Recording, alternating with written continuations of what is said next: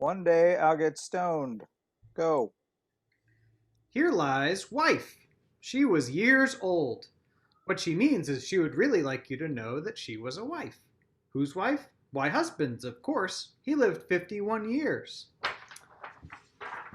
Their baby lived. Oops, they forgot to say. It was a baby, so baby number of years. Probably one or something like that. As an antisocial germaphobe, I've found that cemeteries are kind of like parks that people think are too creepy, and therefore they're mostly empty and just as relaxing as a walk in the park. Something I've noticed is that, as curious as I might be about all these dead folks and their lives, that curiosity starts and stops at a very limited data set. If you're lucky, you'll get a name, some dates, and a really predictable quote from the Bible. If you're not lucky, you'll find yourself feeling a little bad about laughing as you walk past gravestones that say wife, child, baby, or maybe even just a couple of initials. I want to know something about you, but you didn't tell me, and now you're dead, you bozo. So, in walking through Forest Hill Cemetery a few times now, there's only been one stone that's caught and kept my attention, and that makes me a little sad. And it's got me thinking about what I'd want on my own, and while I've started working on that concept, today I just want to leave you with what I think is a great, though at first surprisingly dense, example of a communicative and engaging tombstone. And kids at home, why not use this as a reason to design your own? It's never too early to think about death.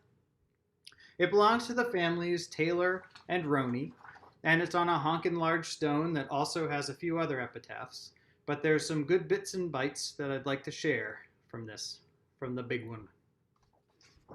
We are children of the nameless combination of being, an emptiness that burst us, still overflowing, and the universe from which we have never been separate and never will be.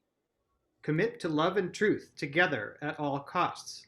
Let them guide you in all things, and you will become a refuge for others and happiness for roost in life's numinous branches. And what I really like there is the use of the word numinous. Avoid these falsehoods. Hatred is good. Disrespect is deserved. Personal preferences are moral laws. You are entitled to control others if you think or feel it is true. You are best. Justice excuses anger. Beware preoccupations. Even the best make us unaware and abandon others. Take no one for granted. Daily rejoice at others' virtues and successes. Resentments, blame, and anger always illuminate your limitations and pride.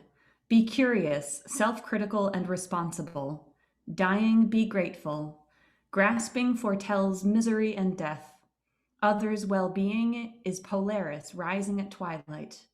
Here, it is a rain of blessings. Curtain.